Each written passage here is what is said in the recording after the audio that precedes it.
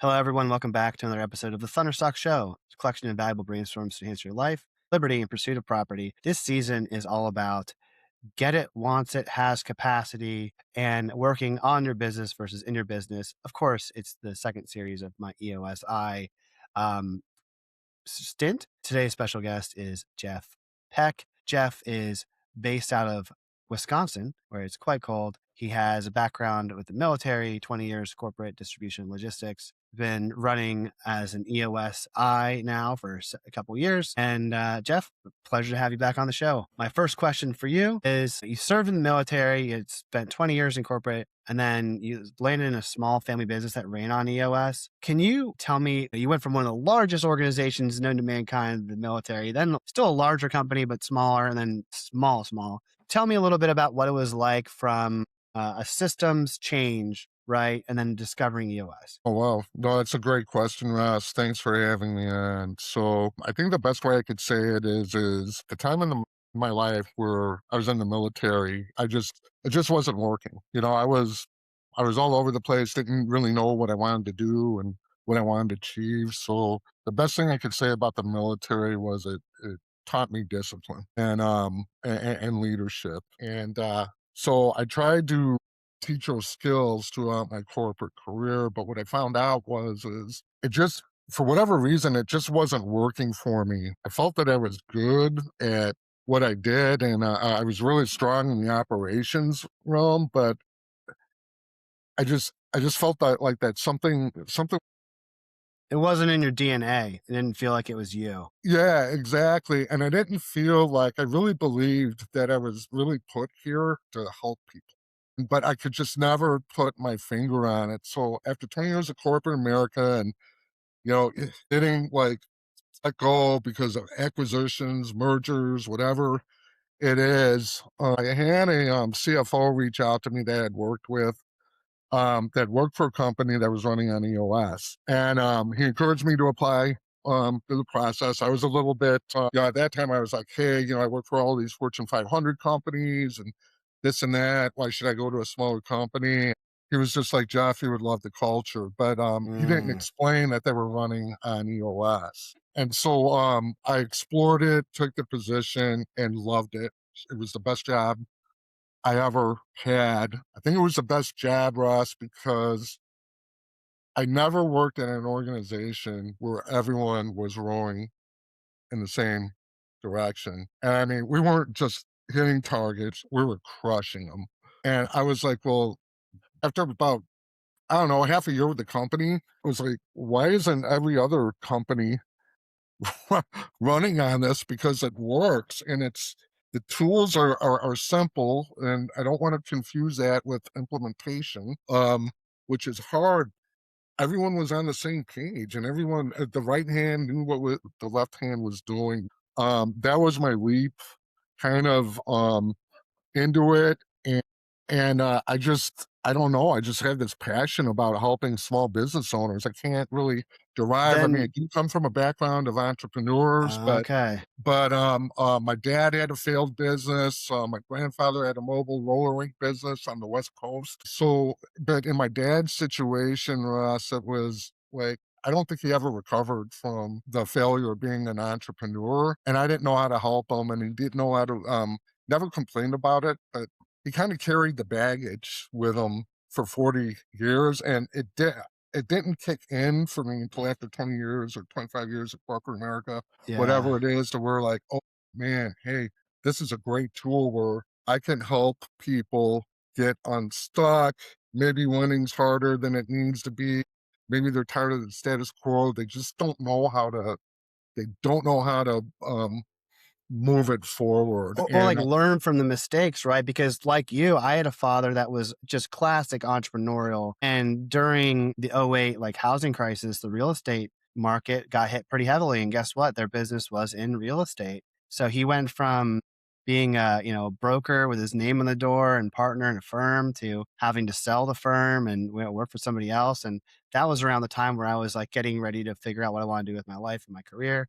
He's like, He's like, just be an accountant, be a teacher, get something safe and stable. And I think it was because after talking with you, he was just burnt from that experience of having to close from outside forces, not like the business was, whatever. It's just the market collapsed. And he's like, but to your point, you can't change who you are, right? The Right. GWC gets it is like, what's your DNA? Who are you? What's the self Yeah. awareness? And you found that out after several times that, just because it didn't work out for my old man years and years ago doesn't mean it can't work out for me. Which kind of leads me to my next question was, what was the tipping point to going from, that to being an EOSI, which is an entrepreneur in and of yourself? And it sounds like you just kind of had that self awareness realization. Yeah, and I had it late, Ross, to your point. I remember when I lived in, downtown Milwaukee, and I remember, I don't know if I was gonna play golf or I was doing something, it was pouring rain, and I was just like, "Man, I look forward to a day off and go from here," but I learned at that point that, you can't control the things you can't control, but you can, um, move your journey forward in whatever capacity that is. And I learned that later in life, unfortunately. So try to make it a mission to, yeah, try and work with like the younger entrepreneurs out there that are just maybe they're coming out of school, maybe they're a startup, whatever it is, to just say, hey, you know what? You're on a good path. You might be questioned. You might be, people are going to throw their darts, whatever, however you want to term it, but it really doesn't work if you're not passionate about what you do in whatever capacity that is. And like I said, I've learned that later in life. I just feel it's like my mission to share that message with other people, maybe who are struggling. I can save them 20 years, 25 years of struggle or whatever it is they're coping with, to make sure that they take that lead. Because at the end of the day, it's fear. Uh, And I think it's fear of the unknown, right? It's because they're not aware of out there. I know that you've talked about before, like a superpower being taking the complex and breaking down into mhm. small, manageable chunks. And one of the things that you've put out there is that the Pareto principle applies to process too. Yep. Whereas like process doesn't need to be this like visionary kryptonite or poison to these visionaries and million ideas. So speaking from my own experience, Jeff, until I found out about EOS years ago, I was just like the cowboy shoot from the hip, idea, boom. And it would change like sometimes weekly. It was never a continuity from a year, let alone a quarter. And so, how do you take what's simple, but not easy, and you help people that think operations are complex? Like, tell me Yeah. about wrangling the visionaries and which Sure. visionaries that really you like to help the most. Well, no, it's the visionary is always a hard one to put my finger on because I'm a natural born integrator.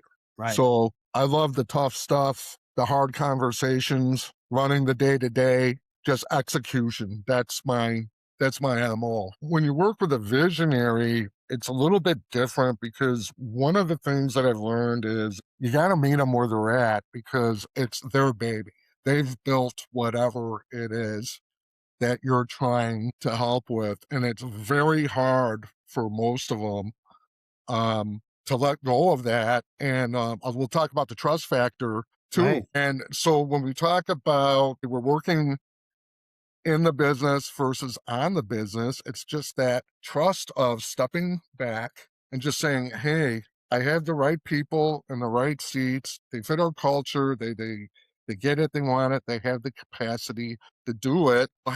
Let them run with it. Yeah, they need probably some oversight, but if you have a good integrator in place, and Ross, I'm sure you know the stats. I think there's probably 4 visionaries for every integrator. And They're I more know rare.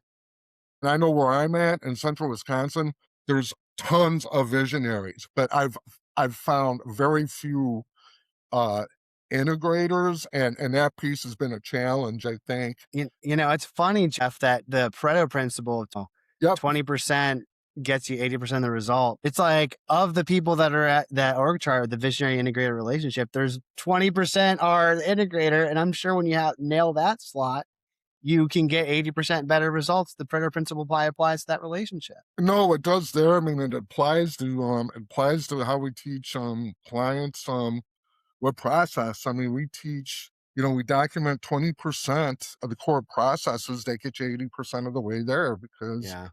no one's going to read a 3,000 page SOP. I know I'm not going to. And, I already have enough dust collectors. You send around the office. It's, it's Drives my wife nuts. no, but it's about really keeping it simple and just like breaking it Well, down.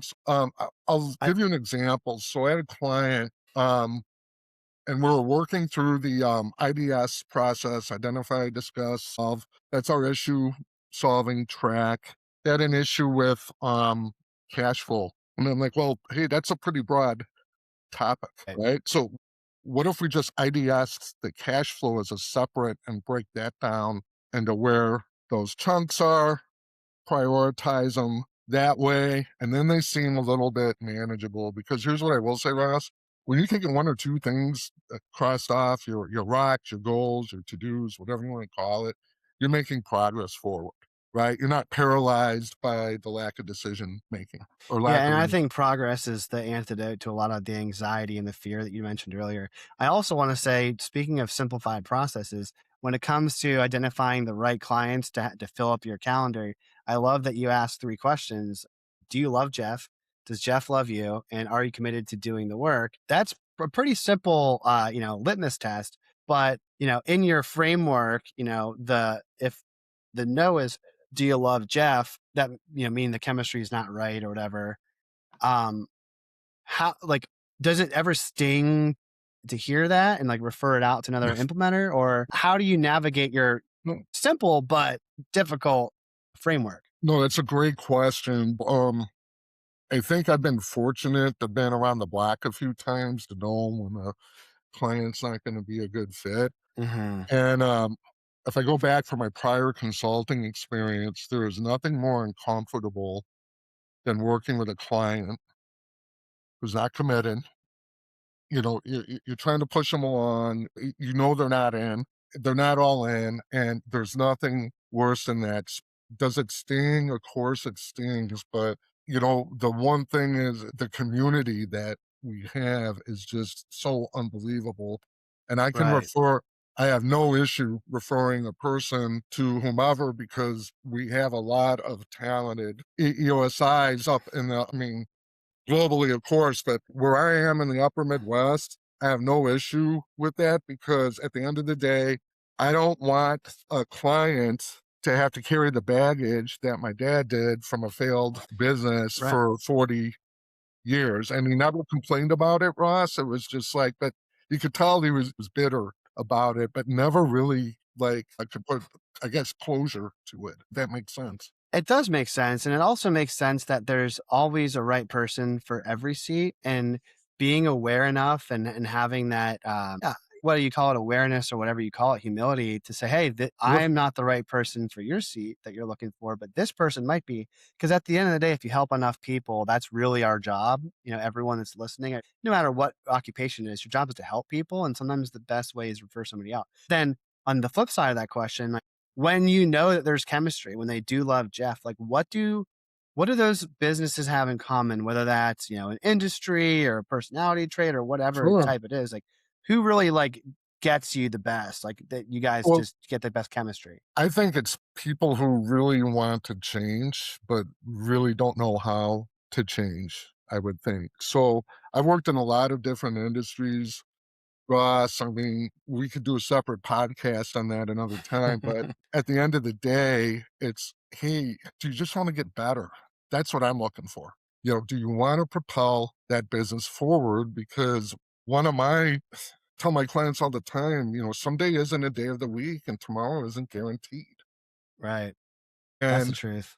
no, it is, but people forget it, and I do too sometimes. And so, Yeah. hey, is my business set up to where, hey, my wife, husband, daughter, son, whoever's gonna, take that over, or if I'm gonna flip it or whatever it is, are you set if that happens tomorrow? And so I really look for people that have the urgency to answer your question. It's urgent. They have to change. They have to change like right now. I can work with anyone, but the people that are really serious about it, those are typically my best clients to answer your question. Yeah, I guess, to drill down, one of the things that I do as a marketer is, it's different talking with obviously an EOS client because EOS is a brand you guys work with any industry, it's 10 to 250 employees, maybe sometimes smaller, some bigger, depends. But what I tell people is it's like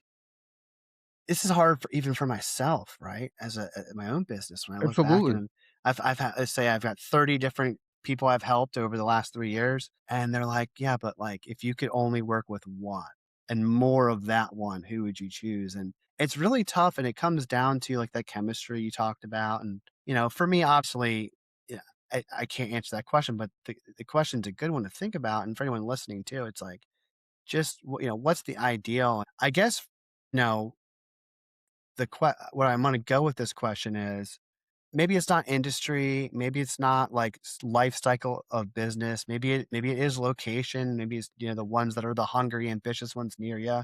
But is there another common denominator, maybe that you haven't already thought about, that's like something in common with with the businesses you've helped and you've had great experience with? No, I mean, I don't know. I mean, I've had so many great experiences, Russ. It's hard to put my finger on it. I always try and approach it. You meet the client where they're at because they don't Hmm. know what they don't know. So, I'll speak to the entrepreneurial journey. Part of my struggle has been, I've been in corporate America 20 plus years, blah, blah, blah. I've had a system I put in place that has helped me be successful. Now you take the entrepreneurial leap and, you work from home, you have more freedom than what you're used to. And I need a new system to help achieve that same um, success. So when you've been doing something for so long in the same way, it's hard to let go of. And I can't put my finger on it if it's because people get what I would say comfortable, which I equate to complacency. Mm. And once that complacency hits, you're dead. Yeah, It's it's really tough to help somebody who doesn't want to help themselves. that's I think that you kind of answered the question maybe indirectly in a really interesting way. And it's kind of how I answered the question to people that you're trying to help me. It's like, look, I don't have a necessary industry or like psychographic demographic that like this is the thing. Like I've talked to other people that have do marketing like I do. Like, oh, I just do personal injury attorneys. Oh, don't have that answer, but it really comes down to the chemistry of who do we get along with? How do we have that relationship of high trust, high uh, vulnerability, open and honest? Like, who do we just to get the uh, chemistry? And that comes down to two things. One, do they buy into the system of EOS, right? Do they uh, feel the same way that you do? And then two, do they just like have a connection with you as a person, Jeff, with like, this is my background, these are my values, this is like how I communicate. And those three things, if the answer is yes, is probably a yes, they love Jeff. no, I would absolutely agree with you, Russ. That's a great synopsis. Yeah. And then that gives me to another thing about, trying transitioning it to, we kind of get who GW sees the seat for a great person to work with Jeff, but then what going on, you're reflecting in your own business is, you're great at process. You're working on your business to grow it, serve more clients, serve them better. I know you're speaking, there's an EOS conference in 2026 that you're there to speak about. Correct me if I'm wrong, but what do you think that other business owners or implementers want to come away with, when you do these public speaking events, right? No, so I think it's about the outcome. Hmm. So I know when I speak, and I'm not speaking at this event, so I just want to be clear for the audience, Russ. And I know there's the annual in Kansas City coming up for Yeah, there's a bunch of different events. yeah, I know there's an event you're there is. speaking at. I'm doing some local things, but Local event. Okay, okay. I'm doing a couple of local events here in the next couple of months. For me, it's about what is the listener or the audience going to take away? What are they going to apply from what I speak? And I always usually lead off a speaking engagement with, "You don't wanna hear me talk for 2 hours. I'm gonna engage you." Right. Right? And that's where I think kind of my sweet spot is when I, work and speak with people and just get them to think about things a little bit differently and know Right. that, first of all of the problems that a business owner is facing with us, they're not alone. Yeah, no one's You've had terminally them, unique. I've had them, probably most of, the EOSIs have had them. Yeah, Um, if we're all being yeah. honest. But hey, what are we gonna do to solve and take, Mm, what action right now, today, not tomorrow, not because remember, tomorrow isn't guaranteed. Someday isn't a day of the week.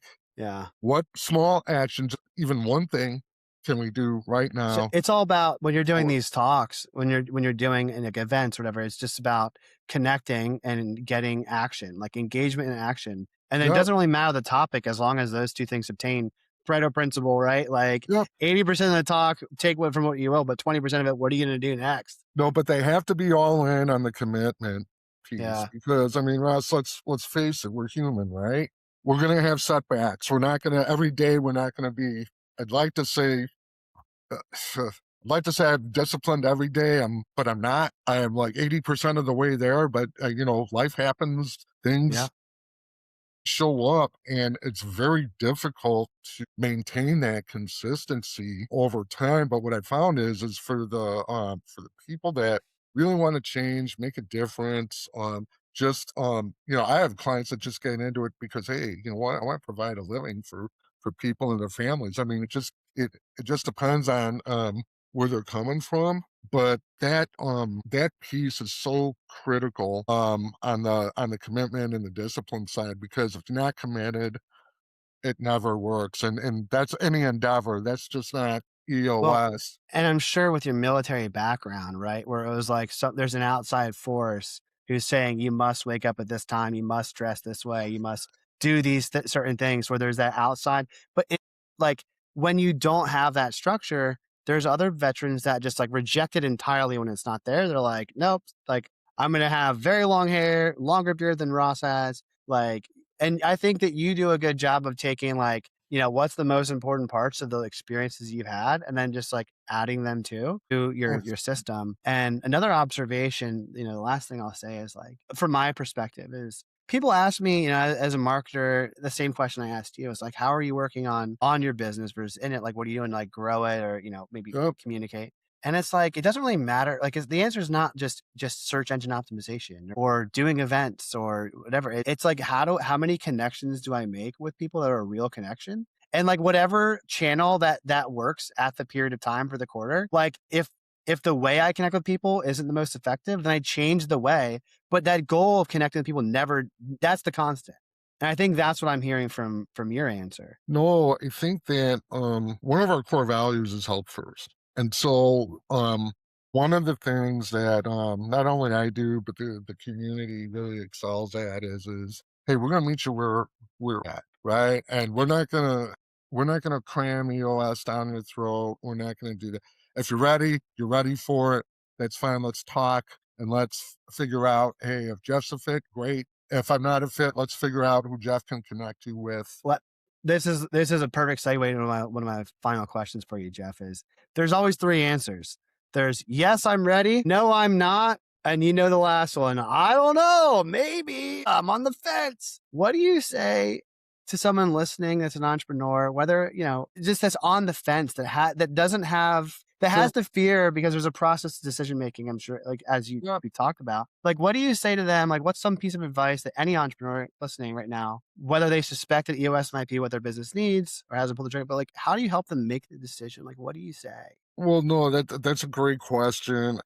I try and equate it to like I try and translate it into pain, Yeah. right? How much pain are you in right now? Because if you can look, we can talk about the wish in one hand, shit in the other, or sorry, I didn't mean to No. it piece, but it's like the problem isn't going to go away without some type of action. And I'll never press them forward to say, hey, you know what, if you're on the fence, I will say, hey, there are a couple tools maybe that can help you. Mhm. It has some questions on it. I'm happy to help, happy to come in, donate some time and help you work through whatever that is, so you can see the value of what EOS brings to your organization. But the one thing that I have learned in my career is when people aren't ready for it, they're just not ready for it. And hey, you follow up, you can do whatever it is you need to do, but your energy is better displaced helping someone that really needs and wants to help and is ready for it right now. You know, Has been my experience. I had a conversation with somebody, and the person was like, "Hey, I'm gonna be honest with you. Is this a sales pitch?" And I go, only if you want it to be. Like, this is a conversation. Like, if you want my help, then I'm here to help you. But if you don't, like, keep doing what you're doing, brother. Like, I don't need to help somebody who doesn't need help. And I think No, that's the spirit where you're coming from. And I feel like the no, people that do need help are the ones that are pain aware, right? no, they're pain aware, but they also I'm in a really small market, and, but there's a ton of brilliant entrepreneurs out Yeah. where I am, and, they wrestle with the question of, "Hey, man, I know I need to let go of this person, but the whole town's gonna hear about it," and, you know, my I coach them down the lines of, "Hey, do you wanna be liked or do you wanna be respected?" I mean, Oh. at the end of the day, because a lot of people have that, hey, it's that small town, everyone knows what's going on. Do you want to be nice or do you want to be kind?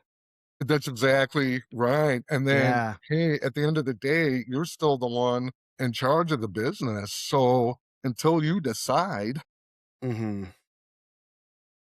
I can help with whatever way I can, but I need that commitment forward, because without the commitment, it never works. And it's happened with clients where, hey, I get with them in 2 or 3 sessions and it doesn't work out. And it doesn't work out. Why? Because they're not committed to doing it. To doing the process.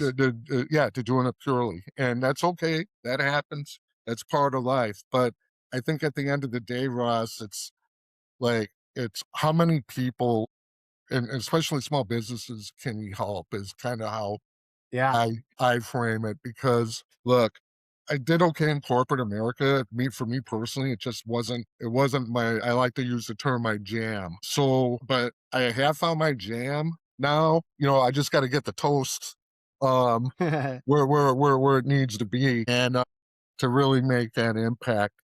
No, it's if you meet people where they're at, and look, people don't know what they don't know. I mean, I'm out in an area where there's a lot of fourth, fifth, sixth generation families, Hmm. and you know what? They can easily make the argument they don't need help, and they probably don't. But Sure. I'm like, okay, who's going to run the business when you want to step away? Because up in our area, I mean, the owners, they're fully entrenched. They'll do the work, they'll do the hands-on work, they'll do whatever it takes to make it, even after. Yeah. Their life, their ecosystem, their point of view is in the business. Yep. And it's like, if you don't want that, then let's talk. Yeah, exactly. And so it's interesting, all of the dynamics that Hmm. um you have to go through. Well, for those that are maybe listening that do want to get in touch with you, have the conversation. What's the best way people can find you, connect, reach out? Sure. Probably the easiest way is on LinkedIn. I have my mobile number on there. Website info is up there. At personal email contact, that's the easiest. I make it a point to try and reach back in 24 hours when I can, is always my goal. But if someone's like really struggling, or like they're going to shut the doors in like a week or two, I want them to get a hold of me um, so I can try and help them, because I understand, uh, I understand where they're Right. at, The and pain. if I can help in any way, I don't And want some anyone USIs feeling. don't want to touch that situation, but you want to dive in the trenches and help. No, I want to dive in, but I also don't want people to carry 40 years of baggage like my Yeah. dad did. No, I That's love that mission. it's just, you don't have to do that. And yeah, you'll make some tough decisions, but I think what you learn, Ross, is the more questions that you ask, the more decisions and action you take, automatically you're going to get better from not doing Correct. anything. And it's amazing though how many people are just get stuck. And I've been there. I've been there too. Yeah. And it's hard. You don't have to do it alone, folks. Well, thank you so much, Jeff, for being on the show. It's been a pleasure as always. I'm sure we could talk for another hour plus if time allowed for it. And thank you everyone for listening. As always, my only ask is to take something from this that's valuable, and if you found it, maybe somebody else wants to share it. Thank you so much. Until next time. Thank you, Ross.